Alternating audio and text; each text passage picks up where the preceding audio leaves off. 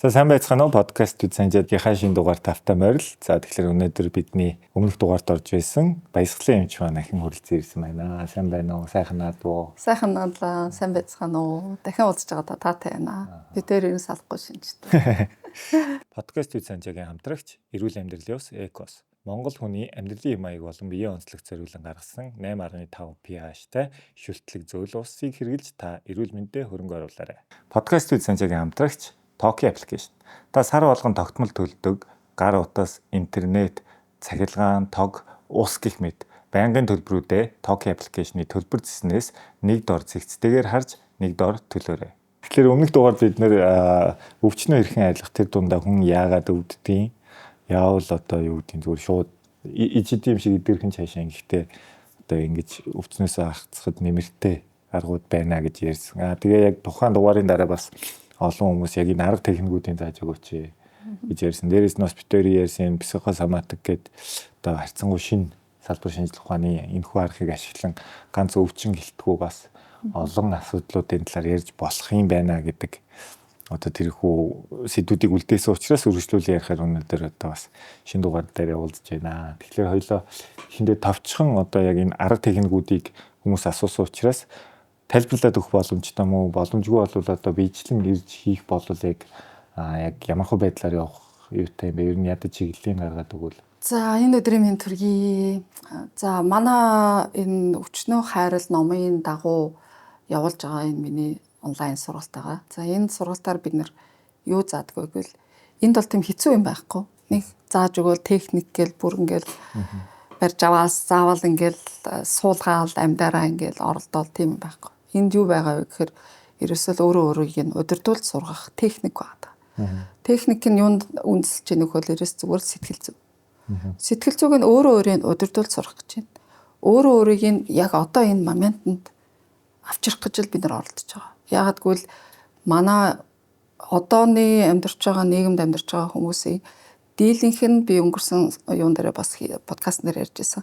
Дийлэнх нь дандаа өнгөрсөн бага насндаа юм уу эсвэл талдаа хумсарт нь суусан хадгалагдаад өдийг хүртэл амьдралд нь амьдралд нь травм болоод тогтчихсон эсвэл нэг буруу үзэл бодол төлөвшөл өгчихсөн тийм үзэл бодол үзэл баримтлууд тийм зүйлүүдийг одоо манайхан тэр чигээр нийгмээр травм гэж яриад байгаа тийм травм блокуудыг бид нар өөрөө нь ойлгуулад ухамсарлуулад тэгээд өөрөө амьдралынхаа энэ амьдарч байгаа тэр шаблон нь шүү дээ. Одоо тэр загвараас нь гаргаад өөр загвараар амьдарч болдго юм аа. Чи өнгөрсөндөө санаа зовоол, өнгөрснөө бодоо, шаналал байх юм бол тэр өнгөрснөө өнөөдөр авчраад маргааштай өчигдөрт маргааш чинь чиний өчигдрөөс бий болоод байгаа гэдгийг ойлгох гэж оролддог. Тэгээ техник нь бол хит хитэн аргачлалтай. Одоо хамгийн урт бөгөөд нэлээд бас олон шатлуудыг зааж өгөхийн тулд нэлээд энэ хорвоо ертөнцийн тухай ойлголтыг бас өгөх хэрэгтэй болдог. Тэгэхээр хорвоо ертөнцийг ямар талаар нь ойлголт өгөх гээд бид нар оролддог гэвэл дотоод хуургалтай аргачлал гэдэг одоо нэгдүгээр бүтэц дээр байгаа хамгийн сүүлд байгаа 9 шаттай техник байгаа байхгүй. Тэгээ энэ техникийг би шинжлэх ухааны үүднээс тайлбарлаж өгч байна. Тэрнээс одоо энэ дотор ямар ч мистик байхгүй, ямар ч ийчид байхгүй тий. Ямар нэгэн хуурам бэхлэлтэй байхгүй. Энд бол юг зааж байгаа гэвэл ер нь яаж хуучин юмнасаа салж болдгийг. Яаж шин үзэл бодлыг яаж ийм бодлыг өөртөө тархиндаа суулгаж болдгийг. Яаж энэ квантын энэ 90 үед квантын физикийн хувьд яаж энэ бодлоо чи эерэг болгож биелүүлж амьдралтаа яг хуучин бодлоосоо салгаад эерэг зөв бодол бий болгоод тэрийг амьдралдаа хэрэгжүүлээд тэгээд цаашаа яаж алах юм бэ? Яаж энэ гомдлоосоо салах юм бэ? Яаж энэ хорсол, харуусал, айдас, төгшөөрөөсөө яаж салах вэ? Энэ айдас, төгшөөр, гомдол, цөхрөл, депресс, стрессийн ард дандаа өвчин байдаг. Энэ өвчин психосоматикийн үед ихэнхдээ эмчлэгдэх боломжгүй өвчин эсвэл тохиолддог. Эсвэл эмчлэгдсэн ч дахиад идэг. Эсвэл архагчсан өвчнүүд байгаад байдаг. Эсвэл ямар нэгэн шалтгаан нь бүр байдаггүй. Шинжилгээ өгөөд юу ч илэрдэггүй. Үзүүлээ эдж юм шоншин тавьж чаддаггүй. Тэгээ юу руу явуулдаггүй гэхээр сэтгэл зүй өвчин мэн сэтгэл зүйчдэр очив. Сэтгэл зүйчдэр очлоо. Сэтгэл зүйч яаж чаддаггүй. Тэр хүний яг яагаад байгаа ухааны учрыг олохын тулд тухайн хүнд ямар ийм сөрөг үзэл бодол байгаад байна. Ямар ийм травм үүсгэж байгаа стрессээс нь гаргаж чадахгүй байгаа.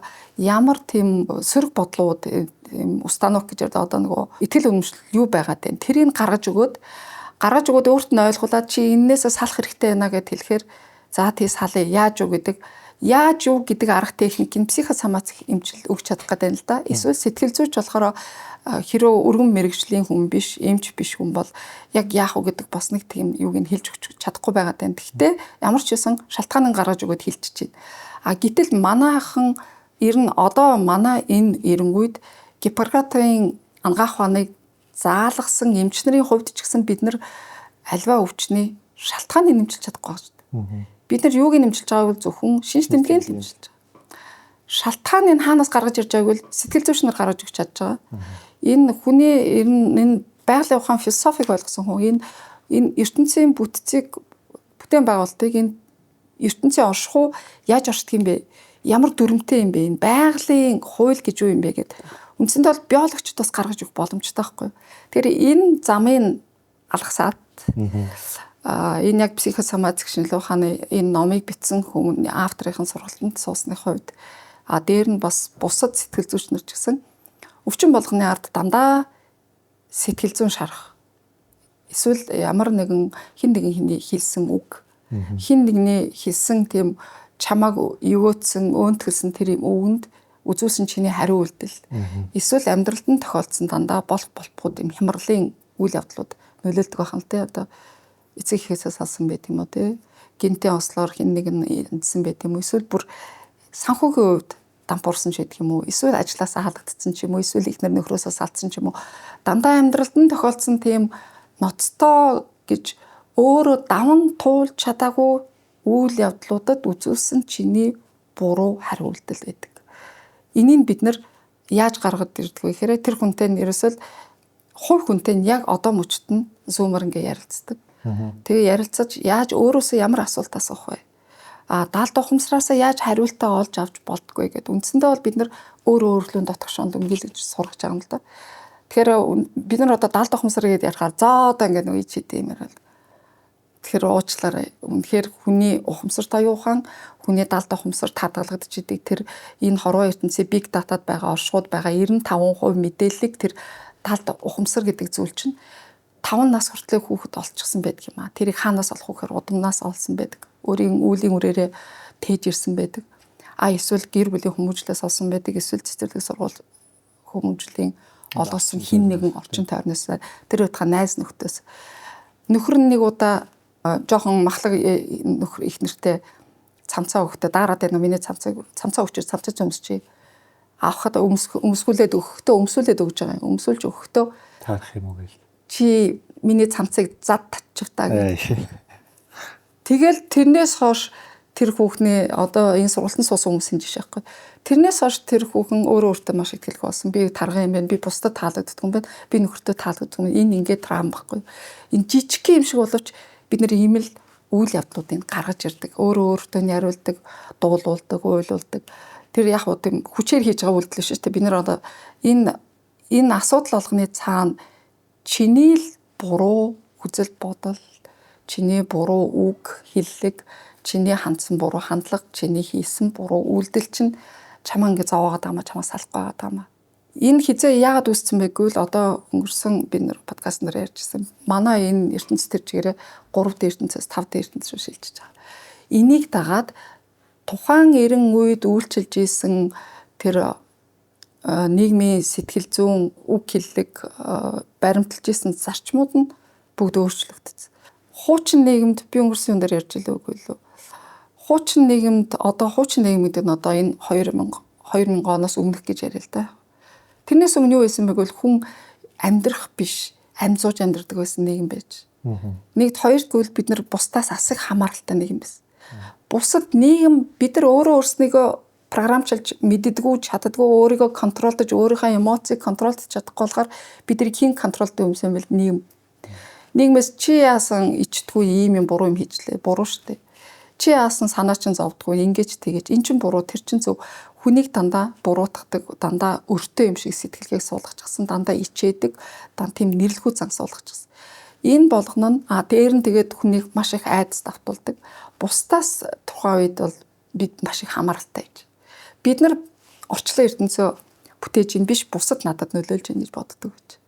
Тэрүүгээрээ яг ерөөсөө бусдад таалагдах гэж амьдрдаг, дандаа масктай амьдрдаг, дандаа хэлбэрддэг. А гэтэл одоо нэг юм яасан бэ гэвэл хамгийн сайхан юм гэвэл би чи юу түгэн тэр чин чамд ирнэ. Чи хайраар баян бол чамд хайр ирнэ. Чи хорсол гомдлоор баян бол чамд хорсол гомдол чин ирнэ. Энэ хорвоо чин чи өөрөө бүтээгч нь болохоос энэ нийгэм чамаас хамаардаг биш. Чамаас хамаарч чи орчноо бүрдүүлж байгаамаа гэдгийг л тайлбарлаж өгөх гэдэг юм да. Тэгээ бид нар энэ сургалтын дээр юу заадгүй гэхээр энэ өнгөрсөн нийгэм одоо нийгэм хоёрын ялгааг нь эхлээ зааж өгдөг. Одоо юу өөрчлөгдсөн? Яагаад бид нар хуучнараа амьдраад яагаад болохгүй байгаа? Яагаад өнөөдөр амжилтанд хүрэхгүй байгаа? Яагаад бид нар баян байж чадахгүй? Яагаад бид нар өвдөд байгаа? Яагадгүй л нөгөө бидний өнгөрсөн нийгэмд олсон тэр буруу дадал туршлага зуршил тэр үзэл бодлууд чинь бидний ингээд боомлоод цаашаа явуулахгүй юм л да, хөгжүүлэхгүй нэг. Тэрийг бас хүүхдүүдтэй уламжлаад байна. Тэрийг бид нар хүүхдүүдтэй буруу тэр үзэл бодлуудаа дамжуулаад өгчихсөн. Одооны хүүхдүүд бол 2000 оноос хойш төрсэн хүүхдүүд бол угаасаа өгөгдөл нь өөрөө зөв өгөгдөлтөй ойлголттой төрчихсөн. Тэд нар бол биднээс ерөөсөө огт хамаархаа хийчихсэн. Энэ ертөнцид бол ерөөсөө би гэж хүн, чи гэж хүн, ээж бол ээж ав, би надад өгөх ёстой, хайраа өгөх ёстой, бүх юмаа зориулах ёстой. А тэгтээ өөрийнхөө амьдралыг хаях ёсгүй. Би ч гэсэн ээжийнхэн төлөө өхөн хөлтэй зүтгэх ёсгүй. Би өөрөө амьдралтаа. Яг ийм үзэл бодолтой өөр хутуунтай төрсэн болохоор 2000 оноос хойш төрсэн хүүхдүүд бидний тэр буруу кармаг аваад уламжлаад явах нь юу л бол тэгтээ хэрвээ бид нар өөрийгөө өөрчлөөд тэр буруу үзэл бодлоод дамжуулж өгөхгүй тасан зогсоож чадах юм бол тийм момент нь биднэрт ирсэн. Тэрийгэ тасан зогсоож чадахгүй бол бид нар ерөөсө дампуурсаар явна гэсэн үлдээ үхэл рүү мөх гээд л да. Хүн хизээ яг энэ би өөрчлөгдөх ёстой байна. Энэ нийгэм биш юм байна. Миний хуучин мэддгээр би энэ нийгэмд амьдрч чадахгүй юм байна гэдэг хизээ ойлгох өгөхөр хоёрхан замаар л ойлгох юм л да. Нэг нь гүн хямралд орж нөгөө ажилласаа ажилгүй болдог эсвэл цалин мөнгөгүй болдог эсвэл амьдралдаа асах готрол депресд ордог эсвэл хин нэгнээс салдаг эсвэл буруу юмд хөрөнгө оруулаад мөнгө алдчихдаг. Ингээд ирэхээрээ хүн хямраад ирэхээрээ одоо бурхан будаа гэж байдаг бол цаанаас нь ойлголт өгж штэ.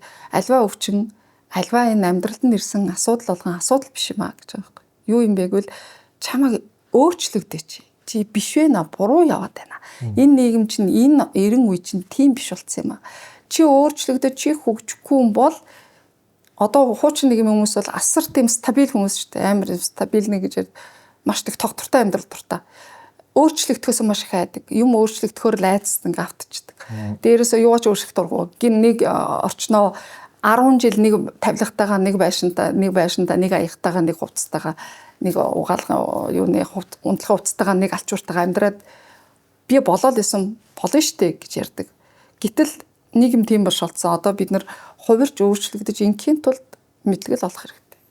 Өөрөө мэдлэг олоод энэ хорвоо ертөнцийн тухай ойлголтоо олж аваад өөрчлөгдөж чадах юм бол одоо нийгэм бид нар өөрчлөгдөж чадвал бидрийг дагаад орчлон хорвоо тойрноор тэр чигээр өөрчлөгдөх гэдэг юм л да. Тэгэх юм бол бид нар элбэг дэлбэг баян хангалуун өвчин зовлонгүй байж болохоор байна. Тийм болохоор бид нар өнгөрснөө хайж чадахгүй. Дандаа өнгөрсөн лүгөө хамаг энерги ирч хүчээ юу лээд байгаа учраас бид нар маргаашгаа ч гэсэн ирч хүчтэй өөрөөр шинээр элбэг дэлбэг баянаар харж чадахгүй төсөөлж чадахгүй. Гэтэл одоо квантын физикийг нэг л ойлгуулж өгч байна. Анхаарлаа хаашаа өгнө үү? Чи атомыг хараал. Тэр зүйлч өөрчлөгдөж эхэлнэ. Юусоо гэхээр квантын физик хувьд чи юунд анхаарал өгж байна? Тэр чинь хувьсаж өөрчлөгдөж эхэлнэ. Яг чиний өгсөн энергийн дагуу гэж байна шүү дээ. Чи хэрвээ тэрийг хорсон өдөр хараад байвал тэр мэдээж тэрийг хорсон энерги л алгах. Нэг усыг энержижүүлээд дуу гэдэг чинь энийг л бид нар одоо энэ хорвоо зааж өгөх гэдэг юм л да. Квантын физик хувьд л та чи бусдад энергийн хувьд л нөлөөлж чадна. Тэрнээс бол чи хэнийг ч контролдож чадахгүй. Чи өөрөө хандах хандлага өөрчлөөд чи өөрөө эерэг болоод чи өөрөө өөрчлөгдөж чадаад бүхнийг хүлээн зөвшөөрөөд өнгөрсөндөө санаа зовхгүй, тэр шаналхгүй, ирээдүйдээ санаа зовдохгүй, бусдыг буруушааж, шүүмжилж, гомдолж, айдас төгшөр тээхгүй юм бол ирээдүгээ чи бас өөрөө контролдож чадах нь дээ. Тэгэхээр одоо яг энэ психосоматик тэгээд ер нь одоо энэ цогцоор асуудлыг яг танихаас эхлэх шиг байна тий. Танихаас эхлээд яг энэ ер нь энэ нийгэм энэ ертөнцийн дэлхий ямар учиртай юм бэ? Бид нар чинь дэлхийн нэг хилтер хийж ижиг кейс. Тэгээ бид нар дэлхийн энэ бүтэц зохион байгуулалтын энергийн хуулийг энэ мөнгөний хуулийг, энэ байгалийн хуулийг, энэ улс төрийн хуулийг, энэ мораль бүр ёс суртахууны хуулийг ойлгохгүйгээр энийг алгасаад явна гэхээр бид нар болохгүй болчиход байна. Гэтэл энэ хуулиуд чинь бүгд мэдсэн ч мэдэхгүй байсан ч биднээс хамаарахгүй оршиж байгаа. Бид нар энийг л буруу баримтлаад буруу талаас нь хандаад байх юм бол бид нар энэ амьдралд амжилт олохгүй байна л да. Одоо дотоод хуралтай аргачлалаар бол бид нар ерөөсөө суурьнд нэг зааж өгöd. Тэгээд цаашаа явах уу гэхээр гаргаж ирсэн шалтгаан болгоны хуургадаг техникүүд гэдэг. Юунд хуургах вэ гэхээр эрэг болгодог. Хэрвээ гомдол байвал гомдлыг тавьж явуулах техникийг зааж өгдөг. Гомдлыг тавьж явуулаад тэр хүнээс ядаж л тэр хүнээс уучлалт гуйдаг. Тэр хүнээ уучлж явуулдаг. Өөрөөсөө уучлалт гуйдаг. Тухайн хүндээ хорсол уур уцаар тэхэ болоод ирэхээр талархаад ирэхээр тэр тухайн хүнтэй үүссэн тэр өнгөрсөнд одоо 5 настай 10 настай харсан үйл явдал нь тэр хүнд одоо өнөөдрийн харж байгаа өндөрлгөөс нь 30 40 наснаас харахаар бүр инээдтэй хүүхдийн тоглоом харагдана да. Ингэж л харуулж бид нар зааж өгдөг л дээ. Тэгээ бас ер нь бол хоёр аргачлалаар техникүүд нь явдаг. Нэг нь болохоор одоо бидний мэддгээр судалгааны арга гэсэн ретроспектив арга, проспектив арга гэж байдаг те. Бид нар бол одоо эхлээд дандаа нөгөө ретроспектив арга дээр суйрлаад байгаа. Юусэн гэхээр өнгөрсөн дээр тулгуурлаад тухайн өнгөрсөн зүйлийг эргэж өөрөөр нь туулуулад тэгтээ туулуулахдаа зөв амьдран туулуулах гэж байгаа байхгүй юу? Яг нэг хуучин шиг харах өнцгийг өөрчлөөд харж байгаа өнцгөөс нь биш. Одооны өнцгөөс нь харуулад тэр чинь чи цэцэрлэгт байхдаа тийм байж. Чи чиний дотор байгаа тэр травм чинь тэр 5 настай жижигхэн хөөрхөн шар баясагийн травм л байсан байхгүй юу? Одоо бол чи өөр 50 настай баясаа. Чи нэг өөр өнцгөөс нь харуул та. Тэрийг зааж өгөхөөр тэгээ хүмүүс маш их амархан тэр үйл явдлуудаа. Тэгэхээр маш олон хүний амьдрал тохиолдсон үйл явдлууд байдаг. Нэг өвчний ард, нэг асуудлын ард нилээ хідэн ийм үйл явдал нэг хүний хэлсэн үгдээр нэмэрлээд нөгөө хүний гаргасан үйлдэл нэмэрлээд ирэхээр нөгөөх нь би багц юм блок болоод ингээд тархинд нь хадгалагдаад байгаад байдаг байна л да. Тэгээ тэрнтэй төстэй юм үйл явдал гарч ирэхээр л тэр нь гарч ирээд байдаг. Тэр чи одоо яг нөгөө тийм тэгээд зэрэг ачааллаа дахин амьдралд нь тохиолдоод гарч ирээд байдаг. Нөгөө арга нь болохоор бид нар проспектив арга буюу ирээдүгээ зөв төсөөлүүлээд ирээдүгийг одоо сануулах гэж оролддог. Өнгөрснийг биш. Ирээдүйд өөрийнх нь ямар зөв ганган гоё эрүүл саруул хүсэж байгаа тэр зүйлийг төсөөлүүлж тэрнлүү нь явуулдаг одоо дүр төрхийг өөрчлөх гэдэг техникүүдийг бас хэрэгжүүлдэг байхгүй.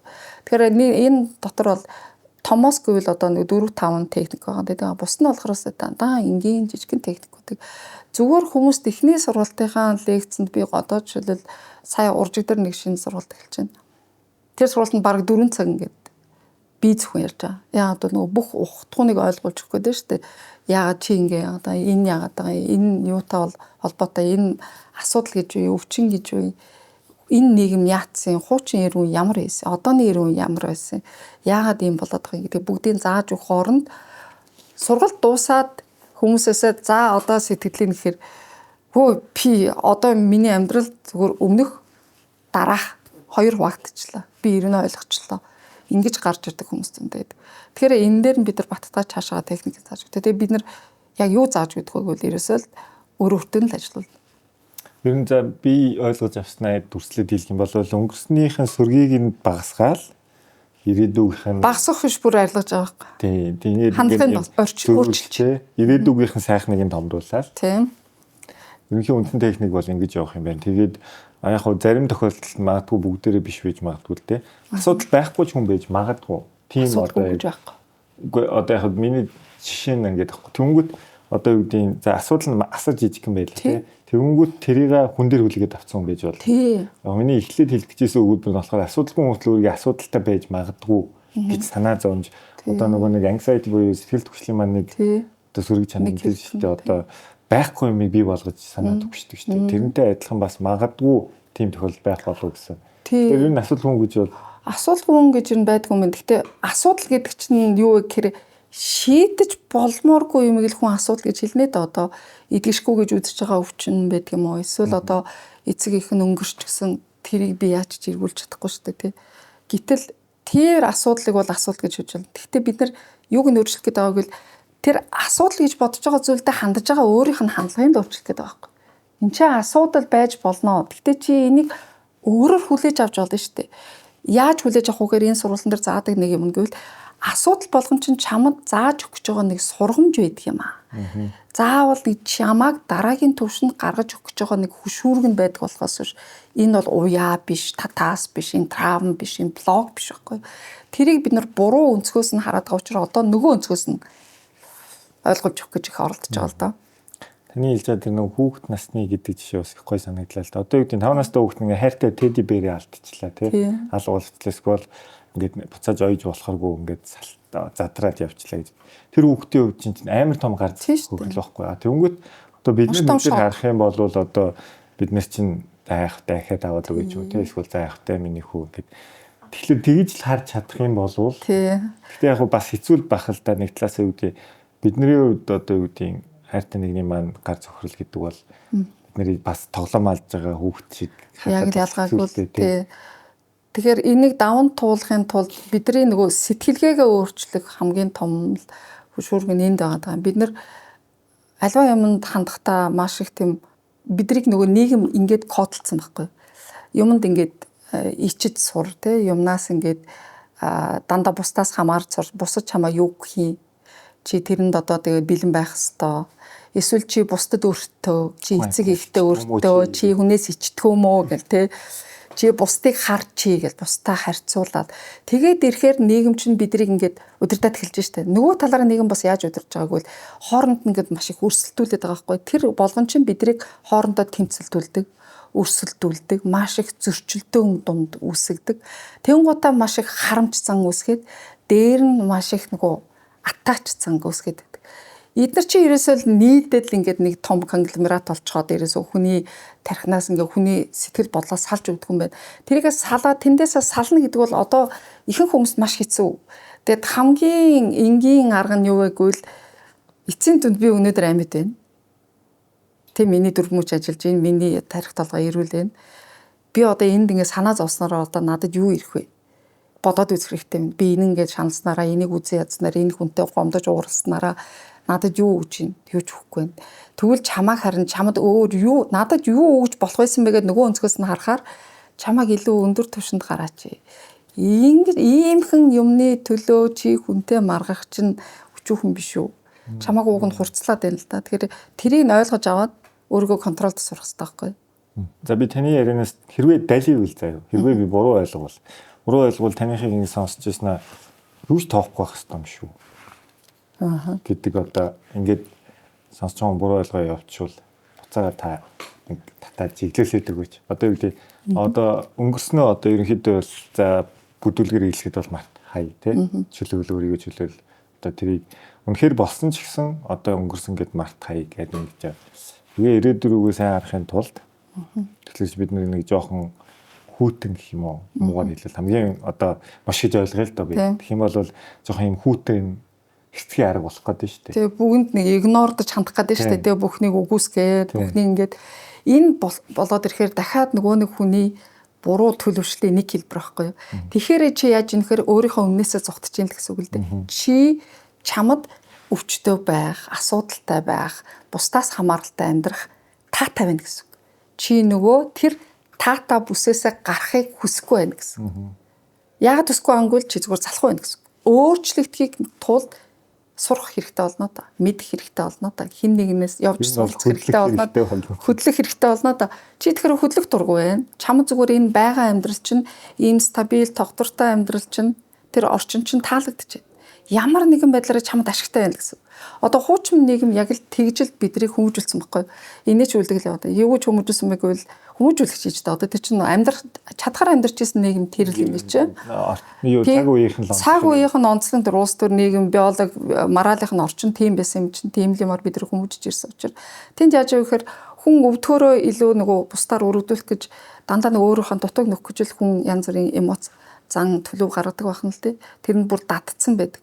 Өвдөхөөрөө л одоо тэгээ нэг үхэхээр айлгана гэдэг шиг ээж аав бидрийг үхэхээр айлгана гэдэг шиг бусдад ч гэсэн би өвдчихвэл энэ намайг анхаарах болов хайрлах болов. Тийм буруу аргаар ингээд өөртөө анхаарал хандуулах гэдэг хичээгээд байна л да. А бусдыг игнордож хандж байгаа хүн одоо за тэгвэл бүгдийг ингээ хайчих юм. Надад юу ч хамааралгүй. Тэгвэл өөрөө хөгжихөө болно, өсгөө болно. Нөгөө кризисээ даван туул гаргана нөгөө ёроол руу унах аргаар сонгож ийн гэсэн үг л дээ. Босох аргаа биш. Унах аргыг л амархан аргыг сонгож ийн гэсэн үг болж байгаа байхгүй. Тэгэхээр чин ингэж амархан аргаар унах нь чамд ашигтай юм уу? Ирээдүйд эсвэл чи энтэйгээ тэмцээдээ өөрөө өөртөө нэг мундаг коуч авдаг юм уу? Ядаж сэтгэл зүйч төр очдөг юм уу? Ядаж нэг хорвоо ертөнц яагаад ийм болчих вэ гэдгээ ойлгоход уншдаг юм уу? Нэг хөгжгөл хэрэгтэй бол. Тэгэхээр ер нь бол зүгээр байхгүй гэж игнордох биш, байгааг нь хүлээн зөвшөөрөх. Хүлээн зөвшөөрөх. Гэтэ тэрэндээ талархах, одоо юу гэдэг сайн талыг харах ч үү. Эсвэл өөртөө өгсөн одоо өр нөлөөгийн сайнаар харах. Анализ хийж үзэх хэрэгтэй байхгүй. Бид нар нөгөө далд ухамсартайгаа мэдээлэлээ, зөв мэдээлэлээ оюун ухамсартай олж авсан тэр олон дадал туршлагуудаа нэг 10 секунд хүлээгээд альва нэг эмоц гарахаар байгаа бол, гарчих гад байгаа бол нэг 10 секунд стоп крана татчихагаад өөрөө өөртөө анализ хийж үзэх хэрэгтэй. Энэ үйл явдал надад яг юу хэлж вэ? Би ингэж бодох уу? Эсвэл би одоо ингээ уурлаа илэрхийлэх үү? Би юуны тулд яагаад уурлах гэдэг юм бол гэдгийг ойлгох хэрэгтэй. Тэрнээс одоо энэ муу намаа ингээ уурлалцсан юм чи одоо тэглэвэд эний буруу, тэрний буруу. Энэ эрен үед хин нэгний буруу зөв гэх бол хамгийн тэнэг үйлдэл болж байгаа юм. Энэ нийгэмд юу чухал вэ гэвэл атетик гэж ярьдаг. Атетик гэдэг буюу аут интеншнес буюу нөгөө бодит. Тийм бодит. Жинхэнэ үнэн. Үнэн. Тийм байх нь энэ нийгэмд илүү нөгөө адекват чанар чиний дасаж зохицох чадварыг чинь илэрхийлж байгаа гол зүйл нь тэр. Тэгэхээр маш их худалтай хүн бол тэр худлаагаа нуух гэж их оролдоно да тэр нэг ганцхан худлагийн юмны араас нь асар их тэг худлаагаа батлахын тулд ядаж л мартахгүй байх хэрэгтэй болно дээ. Тэгэхээр байнгын худлаа ямаа тархинтаа тэгээд яваад байхаараа өөрөө тэрэндээ ороогдоо тэгээд тархин амрахгүй шүү дээ. Дээр нь өөрчлөгдөх боломж байхгүй. Яагаад гэвэл тэр хүн нэгд үнэж байж болохгүй шүү дээ. Бусдаа үнэн байж болохгүй. Яагаад бол дандаа нэг худлаа юм хэлчихсэн тэрэн дээрээ ороогдоод байгаа учраас тэгээд өөрөө ч урагшилтгүй, бусад ч тэр хүнийг хүндэлдэггүй, тэгээ бусдаж харагдах гэж амьдрахаар бол ийм л юмруу унаад байна л да. За тэгэхээр арга техникүүдийг ерөнхий тоомлоод битээр ярьлаа. Тэгээд өмнөх яриан дээр бас нэг ганцхан дурддагдаад өнгөрсөн зүйл мөнгөний урсгал. За тэгээ удмын хүч гэх мэт зүйлүүд ярьж ирсэн. Тэгэхээр хоёлаа мөнгөний урсгал гэдээ бас хүмүүс сонирхож байгаа байлгүй. Мөнгөний урсгалыг удирдах болдго юм уу? Одоо надад тэр хамгийн түрүүнд төрж байгаа импрешн бол юу гэхээр хүн болгон баян амьдрах боломжтой юм уу? За дэлхийд дээр хөрөнгө гэдэг юм чинь нэг тодорхой хэмжээний юмыг л хувааж амьдраад байгаа тий. Өөсөө хөрөнгө хязгааргүй шүү дээ. Тий. Тэгэхээр хоёлаа энэ рүү ингээд тайлбарлаад эхлэе гэж бодлоо. За нөгөө яг эд баялаг мөнгө, санхүү, хөрөнгө гэд баян чилээнлэг амьдралын тухай ярихын тулд дахиад нөгөө нэг нийгмийнхаа статусын байдлуудыг ялгаж өгөх хэрэгтэй болчихж байна л да. Өмнө одоо 90 оноос өмнө ер нь юу чухал байсан бэ? Тэр үеийн нийгэмд чи юу гэж бодож байна? Тэр үеийн нийгэмд чи ерөөсөө намын гишүүн тэгэл байнгын ажил хийх хүүхд толгон баг дээд сургууль цурмөр юу байсан бэхээр статус чухал байсан. Статус гэдэг нь одоо байр суурь тий нийгэмд ажиллах байр суурь асар чухал байсан. Тэрүүгээрээ хүмүүжүүлэгдээ тэрүүгээрээ тэр нийгэм урагшилж байсан. Тодорхой хэмжээнд урагшилсан. Социализм үе гэсэн үг шүү дээ соц үед.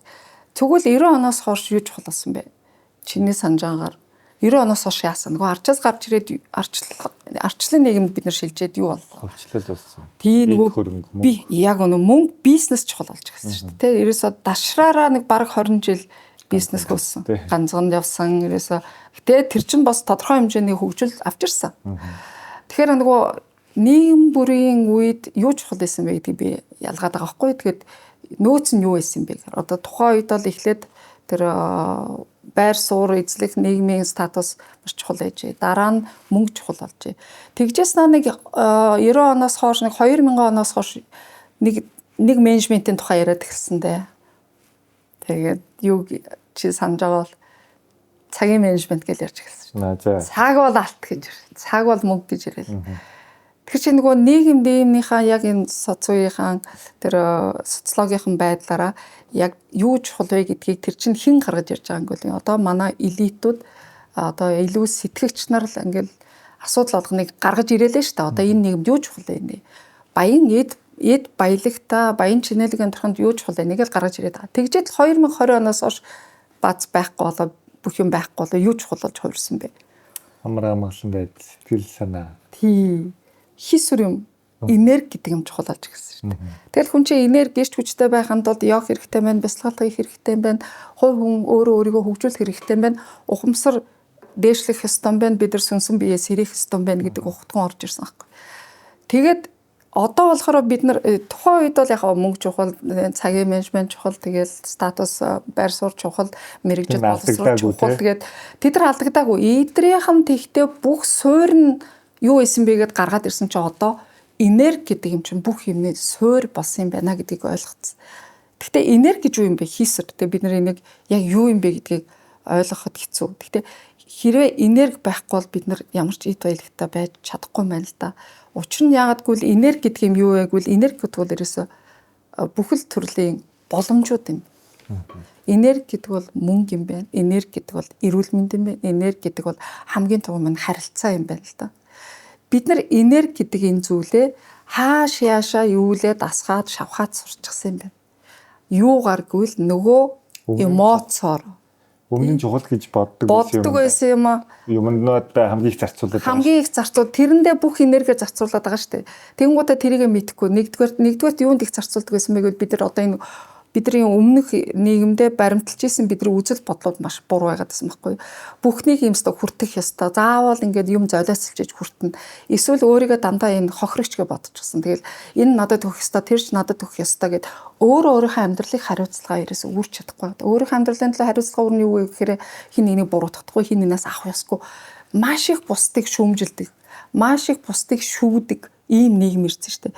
Энэ болгонд яасан бэ гэхээр энэ болгонд биологийн хувьд, химийн хувьд бид нар асар их энерги ирч хүчээ ерөөсөө л шавхаал юулээд идэх юм байна л та. Маш их олон ийм негатив буюу сөрөг үзэл бодлууд байгаад байгаа. Сөрөг эмоцуд байгаад байгаа.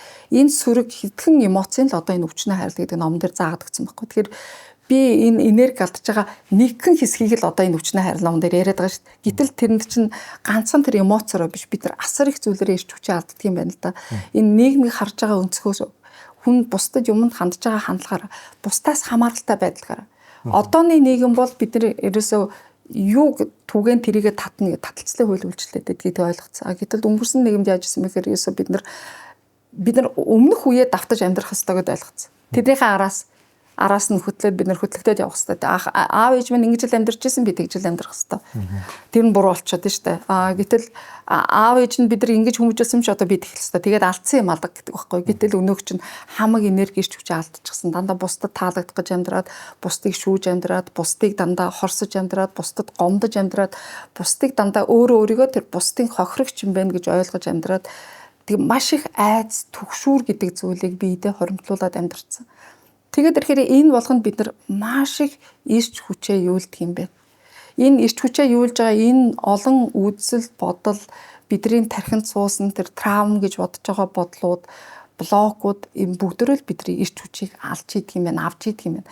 За мэдээж хэрэг дахиад бидний ирч хүчийг сорж идэх гэж бид нар энэ ирч хүчээ хизээж хинт ч соруулдаг юм байна. Бид нар зүгээр өөрөө өөрснөө л асгаад л ингээд шавхаал суугаад идэм юм. Хамгийн их алддаг юм түрүүн бид тэр эхлэхдээ ярьжсэн. Хамгийн их ирч хүчээ алддаг зүйлүүд чинь донтолтууд. Дархууж байгаа муу хүн биш шүү дээ. Тамхи татж байгаа муу хүн биш. Тэр хар тамхи татж байгаа ч гэсэн угаараа муу хүн биш байхгүй юу? Тэр хүмүүс нэг л юм дутаад байна. Амьдралаа авч өргөж явахт нь нэг системтэй ойлголт алга нэгд. Хоёрдугаар амьдралаа авч явах ухаан нь алга гэх нь хайшийн аргаа мэдгүй дээр нь асар их ирч хүчээ энерги байхгүй байгаа байхгүй. Тэр амьдралаа өөдөн тасыг гэсэн энерги алга, мотивац алга, урам зориг алга, тэр хүнд хайр алга. Тийм болохоор тэр хүн уугаад байгаа идээд байгаа байхгүй. Тэрнээс уг чанартай, мөн чанартай бол муу сайн хүн гэж энэ хороод байдгүй юм л да. Бидний өмнө соц үед амьдралыг ерөөсөө ингээ хоёр хуваагаад өгчихсөн. Тийм болохоор ингээ хооронд нь тэмдэлцүүлсэн. Эсвэл сайн хүн, эсвэл муу хүн, муу орчин, сайн үйл, муу үйл гэдэр бүгдийг ингээ заагаад өгсөн. Гэтэл бид нар альва юмыг хандахдаа тухайн хүн сайн муу юу гэж ханддаггүй ч тухайн хүний гаргаж байгаа аяг харанчтанд л тохируулжилт адилхан харьцдаг шүү дээ. Тэгэхээр энэ хорвоод муу сайн хүн гэж байдгүй юм байна л да. Бид нар тэгж хуваахаа одоо байх хэрэгтэй юм шиг байна. Ямар хүн байдгүй вэ гэсэн бүх багш нар бүх хүмүүс чиний багш л гэж ойлгох хэрэгтэй юм. Сайн хүн чамд сайн тадаг чинь зааж өгж байгаа багш. Муу хүн бол чиний дотор байгаа буруу үзэл хандлагыг чинь зааж өгөөд илэрхийлэх гээд байна гэдгийг ойлгох хэрэгтэй. Тэгэхээр чиний дотор юу вэ? гадна чинийг чамааг тойроод цуглаад байгаа хүмүүс чинь тэрийг чинь зааж өгдөг юм. Чи сайн үйл бодол тээж байгаа бол, чи сайн үйл хийж байгаа бол, чи энэ нөхцөл байдалтай тохирч чадж байгаа, өөрөө өөрийгөө дасан зохицуулж чадж байгаа, хувиргаж чадж байгаа бол тэр хүн чамаас юу хүсэж байгаа, мөнгө хүсэж байгаа бол өгөл дөө тэр мөнгөний. Тэр хүн нэр хүнд хүсэж байгаа бол тэр нэр хүндийг өсгөөд өгөл дөө, махтаад өгөл дөө. Чамаас юм олохгүй байхгүй. Бид нар гэтэл ийм харамж цангаас болоод бид нар үгэндээ харамж, үйлдэлтэй харамж, сайн хүнийг мотивацлах, урам зориг өгөх үг байтгаа ер нь харцсандаа ч харамж хүмүүс. Тэгэхээр бид нар юм харамлаад ирэхээр дахиад тэр харамлж байгаа зүйлээ өөрөө өмчлөөд эхлэхээр алтхаасаа ажиглээд тэгээд айц төгшүүр хамтаа нөгөө нэг халуураад ирэхээр нөгөө юм юугаа алддаг, энерги алдаж юулж идэх юм байна. Тэгэхээр бид нар альва гаргаж байгаа сөрөг сэтгэл болгоно, хөдлөл болгоно чинь химийн урвалын хувьд биднээс асар их энерги чинь ATF гэдэг бодис чинь шатаагаал бидний энергийг задлал гаргаад идэг. Тэгэхээр бид нар орой ирээд маш их ажил дээр ажиллаж жагаад орой ирээд өдөржин тэгээд тэр босон асуудлаа нэг оройн нэг хамтрагчтайгаа тэр тэгж үү энэ ингэж үү ингээл орой ирэхээр яг ядраад байгаа юм уу?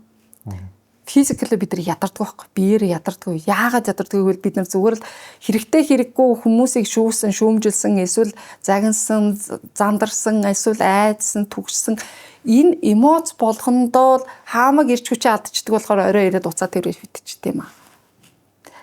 Тэгэхээр ер нь энерги яагаад алдаад байгаа юм бэ гэдгийг ойлгочвол тэр энерги хуримтлуулж болох нь шүү дээ.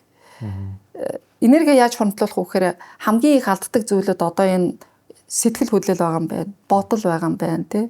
Үг үйлдэл байгаа юм байна. Дээр нь бид нар асар их буруу хоололттой хүмүүс, хоол байна, тий? Буруу зуршил байна, буруу донтолт байна. Энэ болгондоо бид нар тэртээ ямар ч хоол идсэн энерги зарна. Гэхдээ мах идэд чи энерги илүү их зарцуулах уу? Эсвэл хит их архитаар суугаад те нөгөө хорц зуршилд хэргэлжгээд тэрийгэ дараа нь маргааш нь нөхөхийн тулд маргааш нь яагаад архиусан шартаад байгаа юм? Яагаад ямар ч хичүүчгүй депресд ороод байгаа юм? Яагаад бол тэр хүн тэр энерги тэр архиусан үед асар их дофаминыг хүний нөөц энергиэс нь асар их ялгаруулдаг юм. Хүн хүчээр хиймлэр дофамин ялгаруулж авч байгаа байхгүй. Ад жаргалын өөрийгөө мотивац өгөхтэй өөрийгөө сэтгэл санаа сайхан болгох юм а хүчээр асар ихээр нэг орой ялгаруулад авчаар тэрийг хідэн сардаа нөхөж чаддаг юм. Тэгэхээр 3 сар тутам нэг л удаа архиуж байгаа хүн бол архиж хүн гэж тооцож болно гэж байна шүү дээ. Тэгэхээр нэг өдөр архиусан энергийг 3 сар нөхөд барддаг юм байна. Тэрийг юугаар нөхөх вэ гэхээр нөгөө хүмүүс юугаар нөхөх гээд оролддог. Дахиад нөгөө архаараа нөхөх гээд оролддог. Ингээд л онтолд үсчихдэг. А гэтэл тэрийг болоод хамгийн энерги нөхөх зөв арга нь одоо хүмүүст хэлж өгөхөд зүгээр алах. Алхалт. Энгийн тэгтээ жоохон хурдан алхалт. Гүөх биш алхалт гэж. Яагаад гэвэл алхахад хүний бүх энергийн урсгал цэвэрдэг. Бүх нөгөө энерги бүх хүрдүүдийн хоорондын энергийн суугууд бүгдээрээ нээгддэг. Тэгээд лимфийн урсгал сайжирдаг.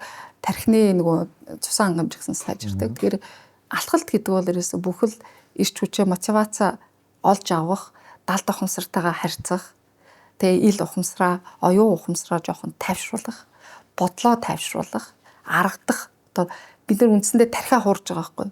Тархи гэдэг зүйл тий нөгөө тархи чинь ингээд хиймлэр за би төвлөрий гэж суугаад хахаар төвлөрч чаддаг шүү дээ. Бодоод. Тэгээ хизээ төвлөрдөг хөр алхахаар төвлөрдөг байхгүй. Гэхдээ юу ч сонсохгүй, юу ч шагнахгүй. Тэгээ бид нар энэ энерги ирч хүчээ алдаж байгаа зүйлээ буцаагаад юугаар нөхөж болох вэ? Хамгийн түрүүнд алхалтаар нөхөж болох юм. Хоёрдугаар хамгийн энгийн зүйлүүд маш олон байгаа байхгүй юу? Нар, агаар, салхи, инээх, тий талархах, дэвтэр бичих, тий захиа бичих, гомдлын захиагаа бичээд ураад хаях юм. Энгийн зүйлүүдийг өөртөө зуршил олгож чадвал бид нар өнгөрсөндөө шаналлах биш ирээдүгөө харж амьдрах юм бол ирээдүгөө сайхнаар төсөөлөд гэхдээ ирээдүйдээ санаа зовж бас болохгүй байхгүй. Өнгөрсөндөө шаналж ирээдүйдээ санаа зовоолойвол чиний энерги тийшээгээл урсдаг. Чи өнөөдөртөө орч чадахгүй байна л гэсэн. Тэгээ өнөөдөртөө оршихын тулд зүгээр л гараал өглөө болгон алхаад үз, орой болгон алхаад үз. Тэгээд ирэхээр хүний бүх бодсон сансан болгон биелж эхэлдэг. Зүгээр энерги урсгал зүв болж эхэлдэг. Чи хаашаач энерги алддаг байхгүй. Чи өчигдөр нэг ажил бүтээгүй байж болно. Тэгээ тэр чинь дандаа бүтэхгүй байх гэсэн үг шүү дээ. Тухайн үед яаж орхиж болдгоо гэхээр хэрвээ чамд гомдол үүсэх, уур бухимдал үүсэх зүйл үүссэн бол за яах өнөөдөр ингэсэн юм байна. Болох юм болох цагтаа болж гин. Би аюу энийг хэлэх дуртай. Болох юм болох цагтаа болно. Энэ хизээч тийм болохгүй зүйл бол биш байхгүй. Болоогүй бол уучлаарай чамд өөр арга байгаа гэдгийг зааж өгөх гэж чамд бурхан тэнгэр хэн байдгийг чамд зааж өгөх оролдоод энэ чи тэрийг ойлгоод авчаач гэж л хүсэх хэрэгтэй юм шиг. Тэрнээс надад бол уунж ингэж босох зөндөө үе байлаа штэ. Тэр болгондоо вирус унааг байхгүй. Унаагүй, хямраагүй. Яг нэг хоног, 2 хоног хямар нэг архиус амтэн шиг маргааш 3-4 хоног шартсан хүн шиг жоохон тэгсэн.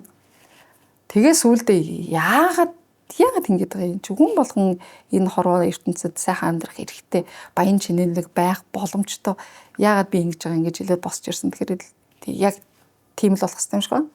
Энерги тэгэхээр тийм өчүүхэн зүйлэнд алдах хэрэггүй байхгүй. Болоод өнгөрсөн. 90 хоног март гэж байгаа шүү дээ өнгөрснөө. Нэг 90 хоног өнгөрсөн болсон болоогүй юу гэдгийг бүгдийг мартаж байгаа. Мэдээж эрийг ой сануужаа хинч хэрсэж арчиж хайж чадахгүй. Мартаад үзээрэй гэж. Тэгэхээр бид нар өнгөрснөө санаж дурсахгүй зогсоочхоор нөгөө энерги тийш нэг далтгаа хийж тийм. Хоёрд өнгөрснийгөө маргааштай авчрахаа болчдөг зогсоочдөг байхгүй. Нэг ийм техник байгаа даа. Тэгэхээр энэ болгон чи ерөөсөө бид нар тархитаагаа л өөрөө тоглох техник.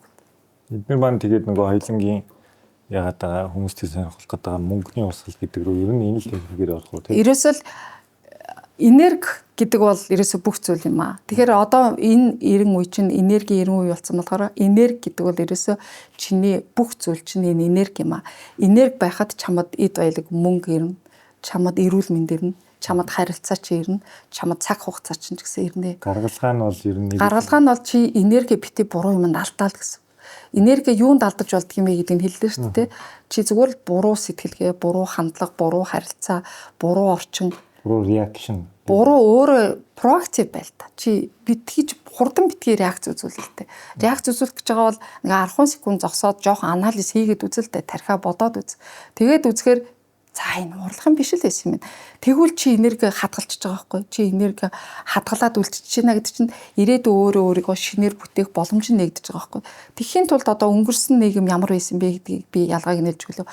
Одоо нийгэм ямар болсон бэ гэвэл ерөөсөө бид нар таталцлын хууль үйлчилж байгаа, энергийн хууль үйлчилж байгаа. Энерги бол хаачаач устдаж үгүй болохгүй маа. Энерги бол дандаа хувиржил өөрчлөгдөж байдаг.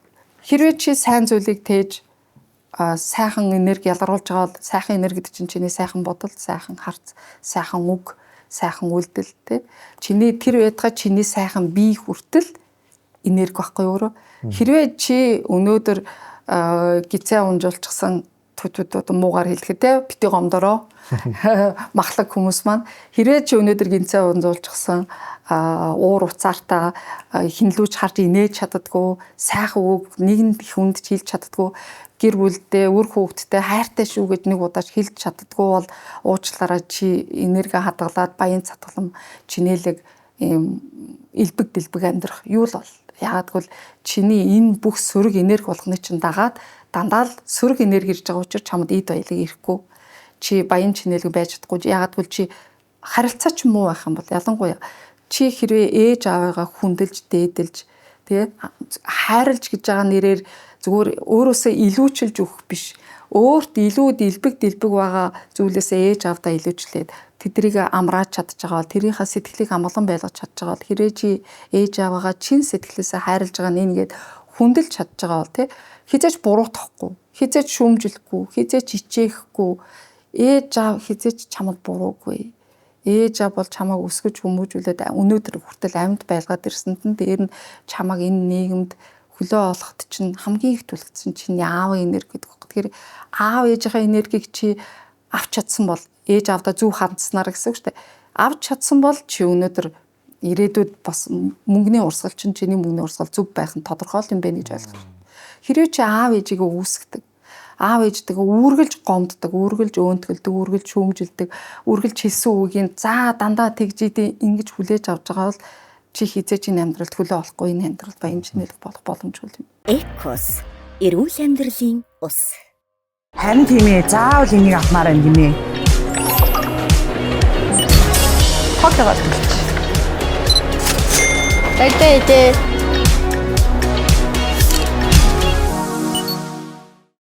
Түрүүн таны хэлсэн нөгөө алхахчихта бас одоо яг одоо юу гэх юм уусглаа энерги зөв байлгахын тулд алхахчихта одоо ирээдүгөө төлөвлөдөг хүсэж байгаа мөрөөж байгаа мод төсөөлдөг. Байвал илүү үр дүнтэй баг тий. Тэг штэ. Яг бол нөгөө яг ирээдүйдээ за би одоо ингэн тэгнэ.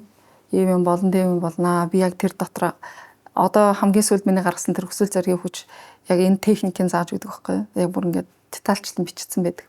Энэ хүний хүсэл хязгааргүй шүү дээ. Тэгээд хүслээ хүсэж гин гэдэг одоо яг энэ бяцлагч хүмүүсийн хэлж байгаагаар энэ сууд сэтгэгч хүмүүсийн хэлж байгаагаар чи энийгээс бодит болсон юм шиг төсөөлөх хэрэгтэй. Тэгээд дээр нь visualization ингээд бүр харах хэрэгтэй. Энерги шингээх хэрэгтэй гэж байгаа боловч нэг жижигэн нюансуудын дандаа ингэж хаягдуулдаг л да. Тэр угаасаа техник штэ тэр аргачлал нь ягаад бол тэр бүх аргачлалаа заагаад үлчих юм бол тэр хүний нөгөө өөрийнх нь нөгөө хэрэг нь байхгүй болчих гээд штэ тэр нэг талын нөгөө талын энэ техник болгоны чинь энэ яагаад хүмүүсийн хүсэл 100% биелэхгүй байгаа юм бэ гэхээр энэ дотор нь маш их нюансууд байдаг байхгүй яагаад бол чиний хүсэл түрүүний хэлснээр үнэн байх хэрэгтэй тий бусдад чи аж тусаа өгж явах хэрэгтэй хүн яавал амжилттай байд юмэ гэвэл нэгд чи өөрийнхөө дуртай ажлыг хийж явах хэрэгтэй тий дуртай кайф өгдөг тэр ажлаа хийдэг байх хэрэгтэй тэр ажил чинь чамд мөнгө өгдөг байх хэрэгтэй олж өгдөг байх хэрэгтэй 2 3 гэх юм бол чи гол нь тэр ажлынхаа өгөөжийг бусдад түгээдэг байх хэрэгтэй. Тэгээ бусдад чиний хэрэг гардаг байх хэрэгтэй. Тэ. Чи ач тусаа өгдөг байх хэрэгтэй. За энэний хажуугаар энэ 5 нюанс байгаа байхгүй. Энэний хажуугаар чи хизээч өөрийгөө юунд ч золиослох шаардлагагүй.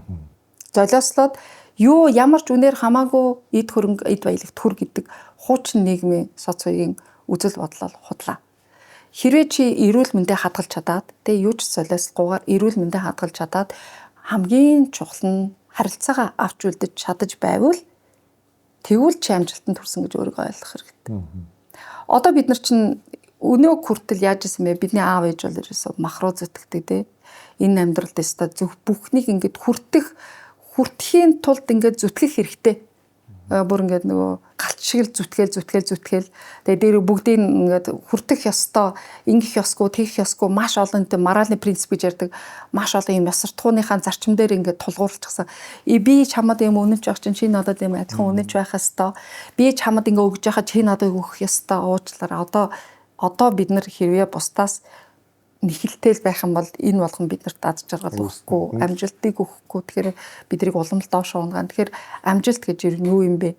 Эрэг хуримтлуулаад эд баялагтай баян чинэлэг байж чадна. Байна гэхийн тулд юу ч чухалчлах хэрэгтэй бол ерөөсөө л энэ дуртай кайф өгдөг ажлаа зөв өөрийнхөө мөн чанарынхаа дагуу те өөрийнхөө хийх ёстой ажлаа хийгээд хийж байгаа ажлаасаа кайф авч мөнгө олоод дээр нь хамгийн гол нь бусдад ашиг тусаа өгж энэний зэрэгцээгээр эрүүл мэндэ хадгалаад ганцхан гэр бүл биш бүх бусад орчлон ертөнцтэйгоо харилцаагаа зөв хадгалж үлдэж чадах юм бол чи өнөөдөр амжилтанд хүрнэ гэж. Харилцаа гэдэг чинь маш олон юм байгаа шүү. Ганцхан хүнтэй. Тий, ганцхан хүн биш байхгүй, бусад хүн биш байхгүй. Өөрөө өөрийнхөө биетэй хүртэл харилцах чинь хамгийн чухалд нь явж байгаа. Тэр нь чинь тэгэл нөгөө хоол, зөв идэж, дасгал хөдөлгөөн, өөрийгөө орчлох, тэр ятгаа нэг саунд орчих хэрэгтэй шүү дээ. Биеэ цэвэрлэх гэдэг өдөр чинь тэр чигээр юм болоод баг юу хүмүүсээ зөв хүртэл харилцах юм шиг. Бүгд орно. Тийм. Өөртөө таалагдах. Одоо гангална гэдэг чинь бас яг үнэндээ байх ёстой зүйл байхгүй. Өөртөө таалагдана гэдэг чинь гангалж байгааг энийг хэлбэж өөртөө таалагдах гэдэг байгаа шүү дээ. Таалагдaltaа өөрийгөө гангалдаа тий. Бусдад харуулах гэж биш шүү дээ. 2000 миний санджаар нэг 2009 10 он хавцаа билүү дээ. Монгол Secret гэдэг номыг орчуулад гаргаж ирсэн. Тэгээ ер нь бол олон улс нэлээд өдөө бас жоохон хит болсон ном шүү дээ. Secret бодлын өвч гэдэг. Тэр маань бас яг одоо энийг хамгийн дэлхийн нийтэд уг нь тайлбарлаж өгөх гэж.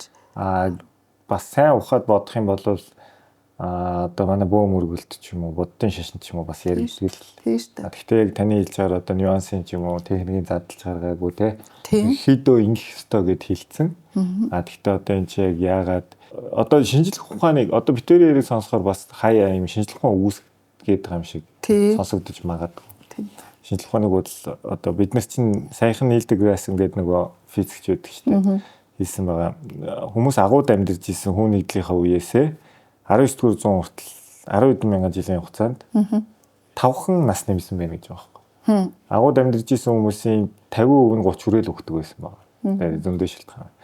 Тэгсэн чинь 19 дэх зуун хүртэл болохоор 35 болсон байгаа гэж нас. Тэгээд хамгийн гоё хэлсэн юм нь болохоор гэхдээ энэ хооронд та нар цэвэр агаартай цэвэр устай органик хоол идчихсэн гэдгийг санаарай. Тэгээд 20 дугаар зуунд одоо эрүүл мэндийн шинжилгээ ухааны одоо өвсрөнгөө хөгжлөөр хүмүүсийн дундаж настай айгүй өндөрсөн гэж. Тэгээд тэр маань бас төгс байгаагүй. Яг одоо 21 дугаар зуун хүртэл эн чинь бас хичнээн хүмүүсийн дундаж настыг 60 70 руу явуулсан ч гэсэн нөгөө чанар гэдэг юм маань бас алдагдаад байна тийм. Тэгээд нөгөө нийгмийн давхархын ялгаач гэдэг юм одоо ингээл капитализм гэж цааш зөндөө юм яригдах баг. Тэгэхээр одоо нөгөө үлдсэн одоо нэг юм цогц болгох юмнуудыг ер нь бол сүүлийн 20 30 жил хайлаа ш дэлхийн нийт дээр тийм. Тэгэхээр тэрний хариулт маань л одоо яг энерги гэдэг зүйл маань л. Тийм.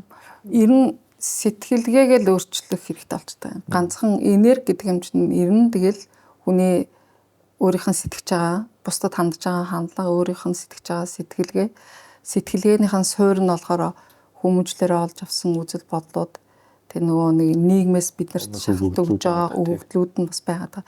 Тэгээ баян ядуу хүмүүсийн сэтгэлгээний өөр талуудыг бас хилээд өчмөр санагдаад байна л да. Би бүр тэмдэглэж исэн. Тэгэхээр ядуу хүн ядгүй гэхээр амьдрал дандаа надтай тохиолддог гэж боддог юм байна л да. Тэгээ бүх юм надтай тохиолддог, өөрөө нөлөөлдөг гэдэг юм дээ. Гэтэл баян сэтгэлгээтэй хүн бол бид нар баян ядууг бол мөнгөний хэмжүүрээр яриаггүй шүү дээ. Сэтгэлгээгээр ярьж байгаа. Тэгээ баян гэдэг бол ерөөсөө энергийнх нь үндэс нь бол энерги нь бол суурь нь болж өгөөд тэгээд мөнгө, цаг хугацаа, харилцаа, эрүүл мэнд гэдэг бол энэ бүгдээр баялаг болж таарлаа шүү дээ. Тэгэхээр баян байхын тулд хамгийн гол нь сэтгэлгээгээ бас баян болох хэрэгтэй байхгүй. Би яах вэ гэж хардаг байх хэрэгтэй. Би юугаа өөрчилөх үү? Би энэ нийгэмд юу өгч чадах уу? Энэ нийгэмд чиний өгж байгаа үндэс нь ашиг тус чинь буцаагаад нийгмээс чамд өгж байгаа мөнгө их мөнгө болт юм байна. Тэр утгаа ээж аавдаа хандах хандлага чинь хүртэл хоёр өөр энэ мөнгөний урсгал байхгүй. Нэг задрал өөр урсгал нээж өгдөг. Ээжтэй хэрвээ чи сайхан ханддаг, ээжигээ хүлээн зөвшөөрөх. Ээжтэй гомдолтгүй, хүлээн зөвшөөрдөг, ээжигээ хүндэлдэг, ээжигээ хайрладаг. Ээжигээ ямар ч хэлбэрээр нь субъектив эмэгтэй хүн талаас нь биш, объектив ертөнц талаас нь харж чаддаг бол ээжээс чамд юу ирдэг вэ гэхээр ээжээс эмэгтэй өндөжөө, эрэгтэй өндөжөө гаднах гоо үзэмжэрдэг юм. Чи хэрвээ өөртөө таалагдж байгаа царайлаг гоё биетэй те өөрөө өөртөө таалагддаг тэр царай мараа муухайсэн чамаагүй байгаа байдлаараа өөрөө өөртөө таалагддаг чи гоё хувцалдаг чи гэр орон чинь хаус биш хаус хөдөлгөөнтэй те замбраагүй биш эмх цэгцтэй байгаа бол чи өнөөдөр маргааштай зарцуулах мөнгөтэй байна л гэсэн. Ээжийн энерги нь бага мөнгөний энерги гэж тайлбарладаг юм. Болохоор том мөнгөний энерги шүү. Бид нар том мөнгийг бол хизээж махруу зүтгээд ажил хийгээд цалингаар авч болохгүй. Том мөнгийг бол бид нар бүтээдэг юм аа. Яаж бүтээдэг вэ гэхээр хамгийн ихний суурь нь аавда хандах хандлагын зүг болгосноор ааваас авах энерги авах хэрэгтэй байна л да. Тэр нь юу вэ гэхээр аавыгаа нэгд ялгаагүй хүлээн зөвшөөрдөг, аавыгаа хүндэлдэг. Аав чинь архич чинь ч байсан, чамайг зоддог ч байсан, ээж чинь хаяад явсан ч байсан, танаа гэр бүл салсан ч байсан, хэрэг бүр өнгөрцөн ч байсан, хэрэг салаад чамайг орхиод явцсан гэж бодчил байгаа бол тэр бүх бодлуудаа чамайг илүү хүчтэй тэ энэ нийгэмд бие авах чадвартай болгохын тулд тэр аавын хийж чадсан зүйл нь ерөөсөл тэр аав ээж хоёр бол хизээч чамайг нөхцөлгүй харилдаг. Энэ хорвоод үр хүүхдээ нөхцөлдгөө хайрладаг хоёр хүн байгаа. Энэ хоёроос чи хаашаа цухтаж чадахгүй. Хэрвээ чи аавыгаа намайг хаяа явцсан штэ. Намайг жоохон байхад дугуй авч өгөөгүй штэ. Ста муухай энэ муу аав. Хэрвээ чи аавдаа гомдолсоор л байгаа бол хэрвээ чи аавыгаа үгүйсгсээр байгаа бол хэрвээ чи аавыгаа ааваасаа ичж байгаа бол энэ хамгийн муу зан. Хэрвээ чи ааваасаа ичж байгаа бол өнөөдөр чиний нийгэмд эзлэх байр суурь яг л тэр ичж байгаа байдалтай чи ижлэх юм байна л гэсэн. Чамд ааваас чинь ирэх их мөнгө ирдэг юм байна. Том мөнгө гэж ярьж байгаа байхгүй. Том мөнгөний урсгал чам руу ирэхгүй. Яагтвэл аав гэдэг хүний энерги тийм чухал байдаг байна л да. ертөнцийн энерги чинь ингэж аав ээжийг санаандгүй өгч байгаа шүү дээ. Бид нар энэ гэр бүлийг сонгож төрж байгаа шүү дээ. Энэ гэр бүлийг сонгоод төрсэн юм чинь одоо тэр гэр бүлд байгаа тэр буруу төлөвшсөн хандлага харилцаа юу гэдгийг тэрийг зүгээр бүлийн зөвшөөрлөлтөө. Чи тэр гэр бүлд нэг л юмны төлөө ирсэн л байгаа. Тэр гэр бүлийн гишүүдийг илүү хүмүүжүүлэх гэж ирсэн үү, илүү хөгжүүлэх гэж ирсэн үү? Эсвэл чи өөрөө энэ суурин дээрээ илүү энэ өндөргийд том хүн болох ёстой байсан тэр өргөөж муртцсан явж байгаа юм уу? Энэ болгоныг л ойлгох хэрэгтэй юм шиг байна. Тэгэхээр бид нар хамгийн түрүүнд баян байя, чинэлэг байя гэвэл хамгийн түрүүнд өөрийгөө хайрлаад өөрийгөө хайрлахдаа сууринда ээж аваагаа хамгийн түрүүнд байгаагаар нь хүлээн зөвшөөрөөд хүндэл өөр юу ч тэднэрт хэрэггүй. Үр хүүхд хизээж ээж аваагаа жинкнээс хайрладаг юм байна. Хайрлна гэдэг нь өөр хэлбэрээр. Бага багтаа бид нар зүгээр ээж аав биднэрт хэрэгтэй байж. Хэрэгцээний хайр. Хэрэгцээний хайр. Хэрэгтэй гэдэг. Жохон томроод ирэхээр тэр бүх ээж аавд нь хүүхдүүдээ хүмүүжүүлэх гэж одоо нөгөө буруу зүвийг ялгаж өгөх гэж нөгөө хүмүүжүүлэгч маягаар хэрэгтэй шүү дээ. Жохон том болоод ирэхээр яг бид нар аав ээжтэй талархаж эхэлдэг. Овоо талархаж эхэлдэг.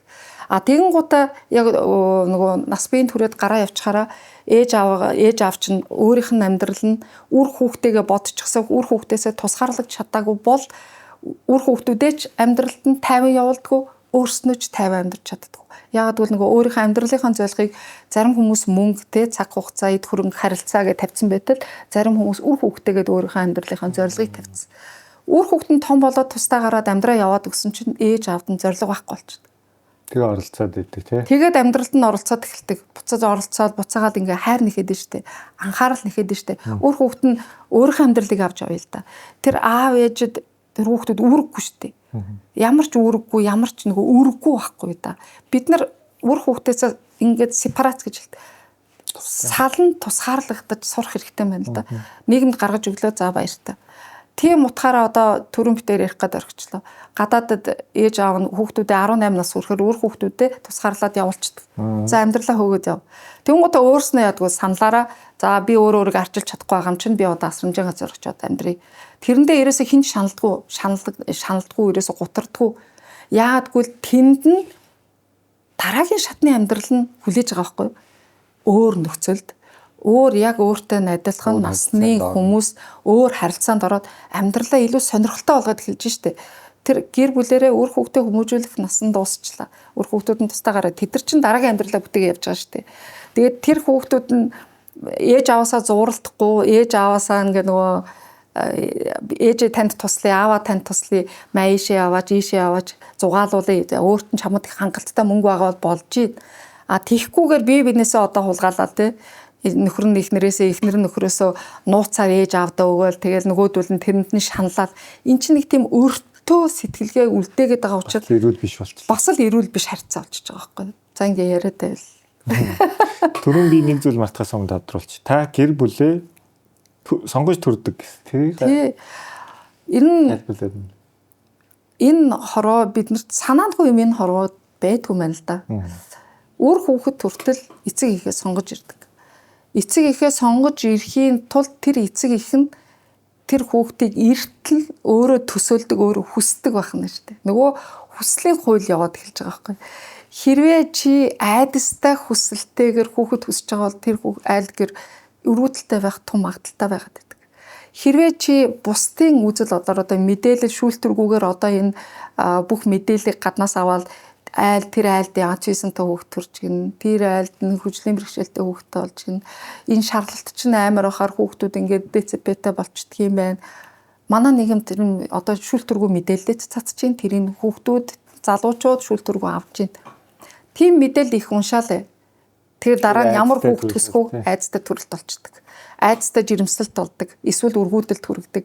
Тэгээд энэ хорвоод хүүхэд яг хүүхдийг бол бурхан яаж илгээдэх вэ гэвэл одоо би шашин ярих гэдэг юм шиг сонсогдох бах. Тэгтээ үндсэндээ энэ байгалийн хуулийг энэ ертөнцийн үгслийн хуулийг уншиж явах явцад яалтчгүй энэ бол илүү уялдаж орж ирж байгаа байхгүй.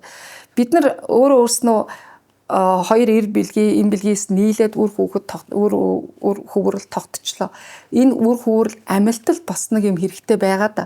Тэр амилдаг сүнс гэдэг юм нь болохоор үнэхээр сүнсэн би тэр амьдралын эрч хүч энерги гэдэг тэр зүйл тэр хүүнийг бий болсон үр хөвгөлийг амьлуулж байна да. Тэгээд үзэхээрээ одоо бурхан биднэрт үр хөвгтийг бол бидний хүсснээр л явуулдаг байна шүү дээ. Бидэрт ямар нэгэн сургамж өгөх гэж явуулдаг. Эсвэл энэ амьдралд буруу яваад байгааг ин заах гэж явуулдаг тий. Эсвэл яг л нэг юм тэрийг болохоор бид нэр шийтгэл гин буруу гэж үзэж болдгоо юм байна. Тэрийг болохоор энэ амьдралд чи буруу зүйл өмнө чиний үеийн үрд өмнө хийж явж л байсан байна. Тэр үеийн үрээрээ чи одоо тэр өнгөрсөн үеийнхаа удмынхаа үеийн үрийг өнөөдөр хүртээд гэх нь хаашийн амсаад гэх нь хаашийн явж иж болох юм л гэж бодогдож байгаа. Сүүлийн үед. Тэгэхээр энэ үр хүүхэд бол хизээч эцэг ихээ тэд нар сонгож ирдэг байхгүй юу? Нөгөө эцэг эхчүүд болохоор би чамайг төрүүлсэн өр нэхэд байгаа байхгүй хүүхдээсээ. Би чамайг төрүүлсэн шүү дээ. Чи надад одоо ингэж хандж явахдаа яадгийг би чамайг 10 сар тээсэн аав нь хинч биш юм шиг тий. Гэтэл энэ өр хүүхэд чинь тэр ээж аав хоёрыг сонгоод ирсэн. Тийм болохоор сонгоод ирсэн юм чинь тэр гэр бүлээс энэ хорвоо ертөнцид байгаа бүх л нөөцийг л олоод аваад л өөрөө өөртөө зарцуулаад энэ нийгэмд өнөө нийгэмд бол энэ 90 үед бол бид нар хөгжихгүй юм бол юу ч тогтвортой биш болсон. Тогтвортой байгаа бол уучлаарай чи хөгжихгүй байна л гэсэн. Тэгэхээр эсвэл регресс эсвэл прогресс л байх хэрэгтэй. Юу ч стабил энэ орчлонд одоо бол байх боломжгүй болсон байна. Яг тийм нөхцөлд ирсэн хүмүүс гинт ингээл нэг хямрал тохиолдол за би яах юм бол яг яах юм бол яг ийм нөхцөлд би яах вэ гэдэг ингээд нэг шийдвэрлэж чадахгүй моментод ирээд байгаа бол чи өөрчлөгдөх одоо цаг нэрж иж юм уу те чи нэг арай өөр төвшөнд өөрийгөө хөгжүүлэх хэрэгтэй байна ойлгох хэрэгтэй байна унших хэрэгтэй байна харьцах хэрэгтэй байна. Тэгвэл стабил байх боломжгүй тогтвортой байх боломжгүй. Тогтвортой боломжгүй болсон тийм. Тэгвэл бий болохоор стабил биш баланс бүх юм баланс байх ёстой гэж зүгээр боддог юм байна. Тэнцвэр стабил хоёр ч өөр зүйл. Стабил гэдэг чинь өөрчлөгдөхийг огт хүсэхгүй хүмүүсийн шинж байхгүй. Баланс бол бидний энэ орчлон хорвоод илгээж байгаа бидний эмоц баланстай байх ёстой. Хоол тэжээл хоол баланстай байх ёстой. Энэ тэнцвэр алдагдахаараа бид нар өвдөд байгаа шүү дээ. Энэ тэнцвэрийг бол бид нар ойлгоцсон. Бидний бие махбод ч гэсэн тэнцвэртэй бүх юм нэхэд байгаа. Хоолыг ч тэнцвэртэй нэхэд байгаа, агаар усыг ч тэнцвэртэй нэхэд байгаа. Энэ алхалтыг хөдөлгөөнийг ч гэсэн нэхэд байгаа учраас бид нар ингээд яалтчгүй миний бие юу хүсэж байна гэдгээ өөрөө сайн анзаарч сурах хэрэгтэй л дээ. Тэрнээс стабил гэдэг бол хамгийн хоцрогдсон гэж хэлэх юм уу? Үнцг болоод байгаа байхгүй. Яг тэгвэл ер нь юмнаас зууралдаад байна шүү дээ. Тэнгүүт стабил энэ ядуу үний сэтгэлгээ. Тэнгүүт өөрчлөгдөнө. Өөрчлөгдөлтөө баланстай өөрчлөгдөнө. За зүгээр базаад хэлээ. Тэгтээ миний бодлоор нэг юмыг өөрчлөх хэрэгтэй юм шиг санагдсан. Баланс өөрөө хоёрхан талтай биш юм шиг санагдсан. Уламжлалт ойлголтоор бол одоо ингээд баланс гэдэг чинь яг л юм хоёр юм нийл одоо дүүжин дайжин шиг гэж ойлгодог байсан. Заримдаа нэг нь их хөрмөртлөө нэг өөдгөн жижигхэн байсан ч гэсэн баланстай гэж харж болно. Гэтэл яг үндэ одоо ингээд энэ ойлголт хөгтүүнийг задлаад ингээд улам шинжилээд судлаад тахлаар баланс гэдэг хоёрхан талтай биш юм шиг. Одоо хоёр тал гэх юм уу юу гэх юм. Нэг юмны балансыг барихын тулд олон төрөний хэлсэн шиг 5 нюанс гэдэг шиг. Бүх олон юм гараад ир. Тэр болгоныг нь л тэнцвэртэй байх гэдэг л да. Юу ч би нөгөө битгий хитрүүл гэдэг энэ будын шашны аягүй гоё юу. Юу ч битгий хитрүүл гэдэг чинь л бүгдийг баланстай байлгал гэсэн. Одоо хоолой битгий хитрүүл, идэх уушаа битгий хитрүүл, уур уцаараа битгий хитрүүл, хитрхи нейтрал байх чинь ч гэсэн бас тийм хитрүүл бас л буруу. Игнортхыг битгий хитрүүл. Тийм. Гэтэ игнортх юм игнор гэдэг тийм. Харин тийм. Түрүүн би нөгөө нэг ярьж байхдаа нөгөө ядуу үний сэтгэлгээг зогсоочлаа. Ядуу үний бас нэг хамгийн хэцүү сэтгэлгээ нь маш их тийм саад бэрхшээл дээр тогтдог амьдрал нь дандаа саад юм болгоныг саад бэрхшээл асуудал гэж хардаг. Гэтэл одоо бид нар болохоор асуудлыг проактив байгаад асуудлыг шийдэхин тулд энэ асуудал надад яг юу хэлж байна вэ гэдгийг ойлгож чадах юм бол хөшүүрэг гэж харах нь шүү дээ. Дараагийн баян сэтгэлгээтэй хүмүүс бол энэ асуудал надад нэг юм хэлж шүү. Эний чинь би үлгөөд өөр тийшээ хургаж болох юм байна. Энэ чинь нөгөө баланс гэхдээ хэтрүүлэхгүйгээр. За та түрүүн бас салт дурдсан хорц зуршлын талаар ярьж ирсэн. Ер нь бол энерги хитрхи их алдсан ч юм уу нөхгүй ядраад байгаа хүмүүс. Тэгээ ядаад байгаа хүмүүс те. Ингээд байгаа. За тийм түрүүн би бас энийг тодорхойлт та энерги ерөнхийдөө ингээ юу лээд асгаад байна гэсэн.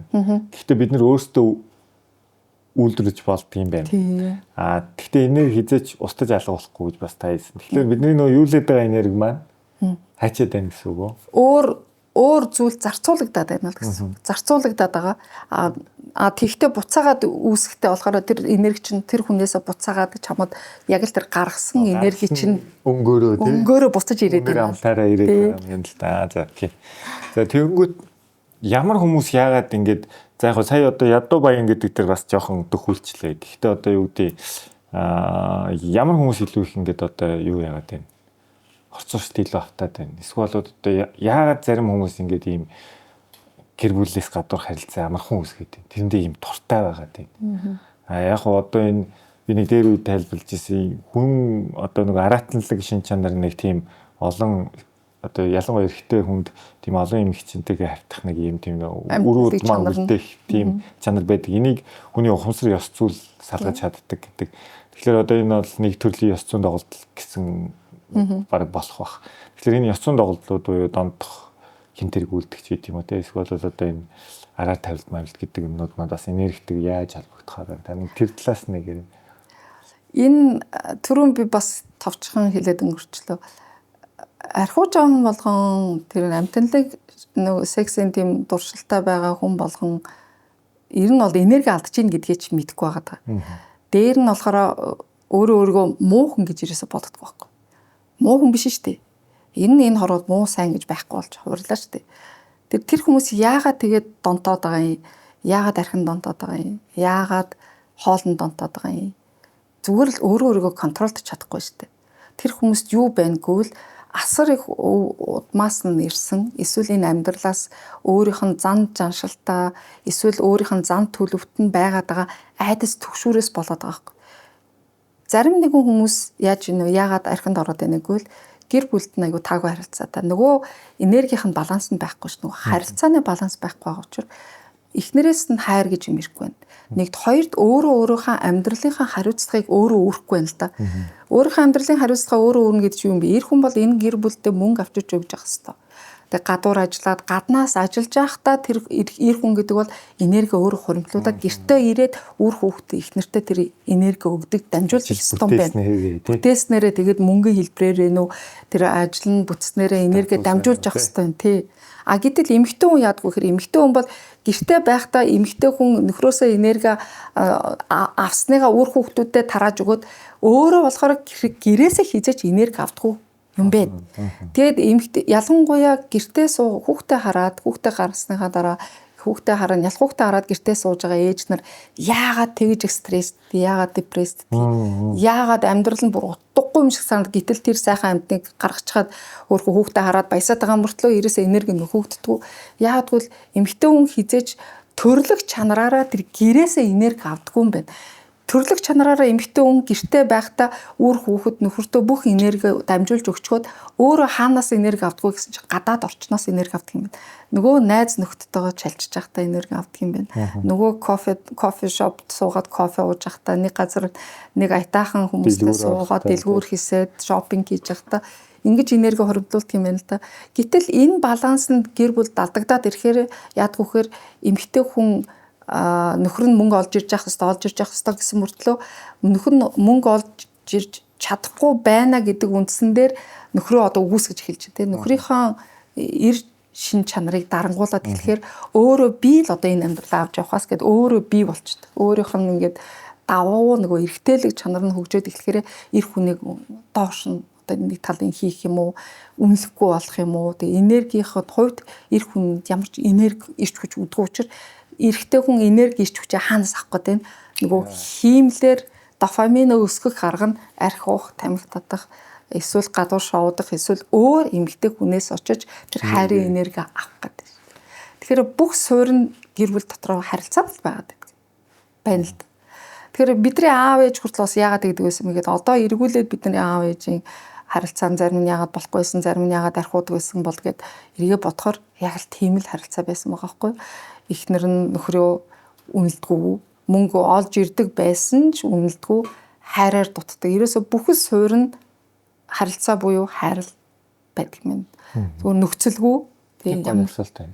Энэ одоо энерги урсгалууд байгаа шүү дээ. Урсгал гэж нэрлэе хоёлаа. Энэ одоо ингээд ерөөдөө нэг тогтцсон маяг юм те. Эсвэл одоо яг энэ хэлбэрийг олцсон байгаа. Энэ энерги урсгал маань өмнө өөр байсан гэж магадгүй те. Магадгүй юм. Одоо яг хоёлоо буцаага соц нийгмээ бодох юм бол яг саяны урсгал бол соц нийгмийн загварт аягүй гоё тохирч байгаа. Тийм. Яг аав ажил хийдэг. Тийм. Тэгээд тогтсон цалинтай. Эхнэр угаасаа бараг давхар ажил хийхгүй. Мэдээж хүүхдүүд том болсны дараа энэ. Тэгэхээр энэ энерги урсгал магадгүй сүүлийн 100 жилд ч юм уу үүссэн. Тэрний өмнө арай өөр урсгал байсан байж болох уу? Болох л бах. Яг бол тэр чинь ер нь эрэгтэй хүн ч эмэгтэй хүн ч аль алинд нь эрэгтэй эмэгтэй энерги нь аль аль нь л байж байгаа шүү дээ.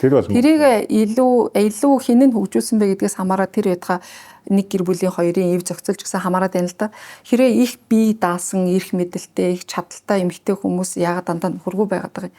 Яагаад гэвэл цаад хүмүүсийнхаа нөгөө эр чанарын дараад штэ өөрийнхөө эрэгтэйлэг юм эзэрхэг чанараараа эрэгтэй хүний энергийг дараад байгаа учраас эрэгтэй хүн тэр зүйл дургуун байна. Эрэгтэй хүн юунд дуртай гэвэл эмэгтэй хүн муур шиг л байхад дуртай. Гэтэл тийм муур шиг эмэгтэй хүн энэ одоо энэ нийгэмд бол хэцүү шүү дээ. Яг тэгвэл эрэгтэйчүүд нь илүү гоншгоноор болчиход байгаа байхгүй. Хүмүүс нь тийм болгочих. Эрэгтэй нь муур болчиход. Эрэгтэй нь муур болчиход эмэгтэй нь чон болчиход байгаа юм байна л да.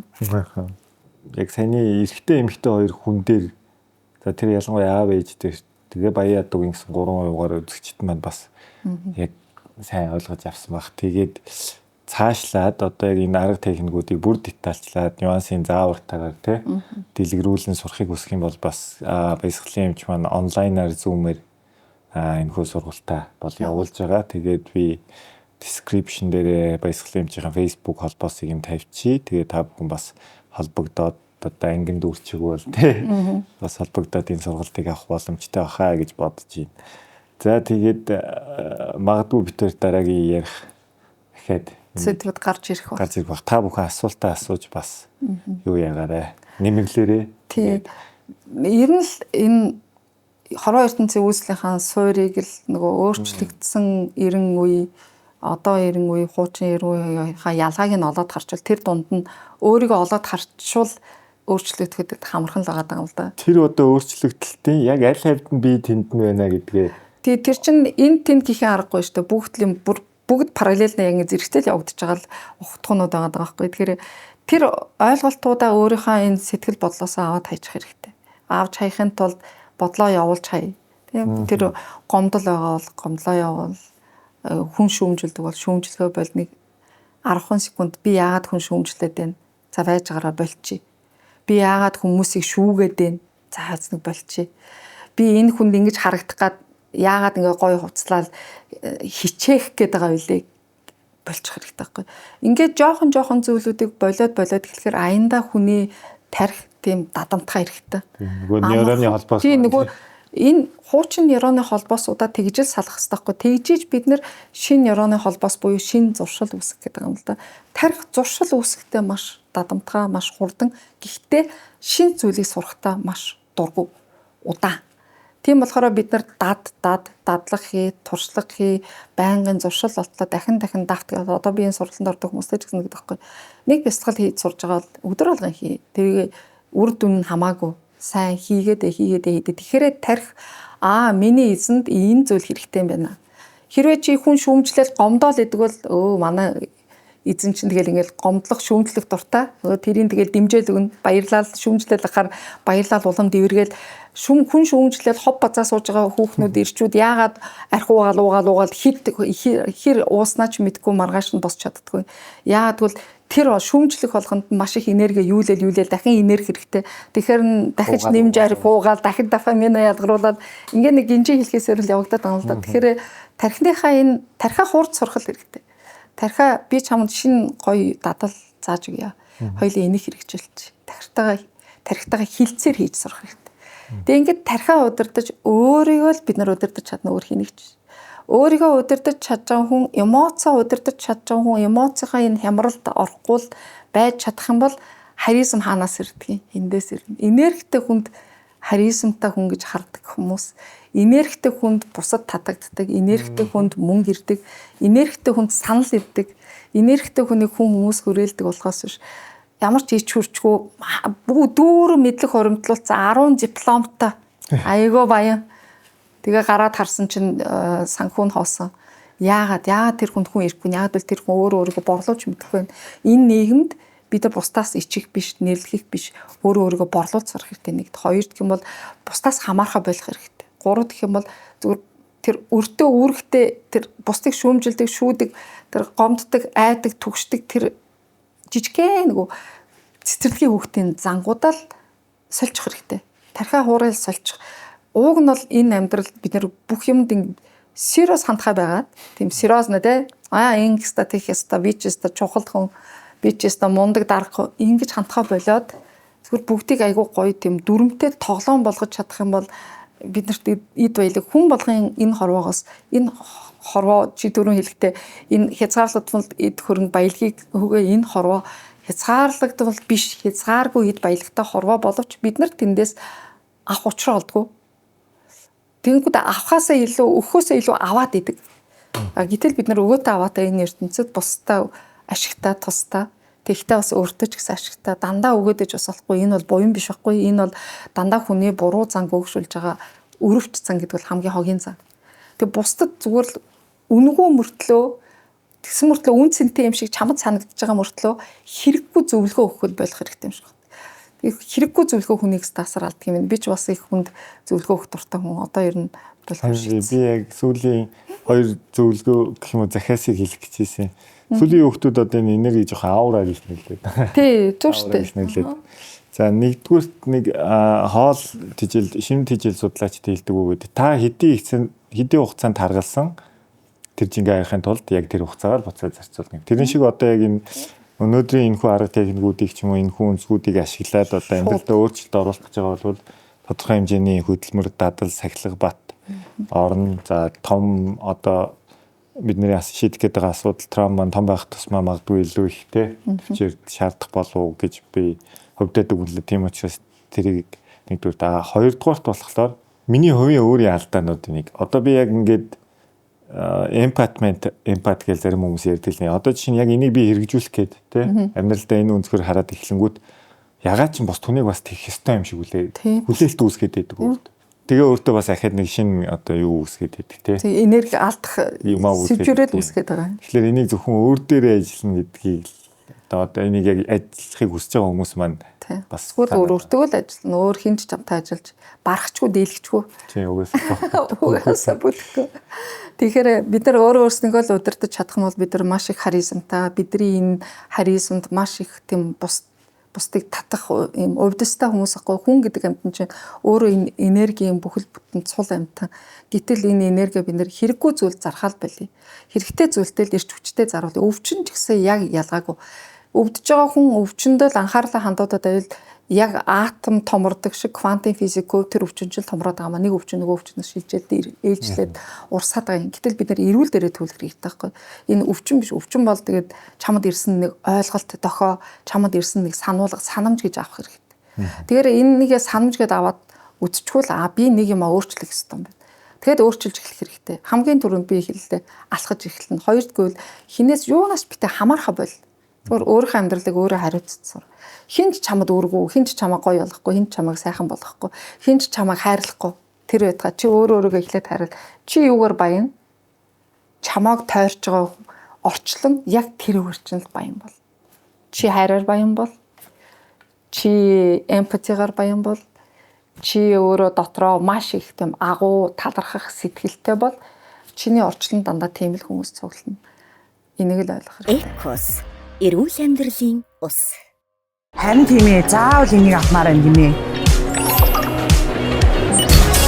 Хогтойгоор хэлчих. Эдээ.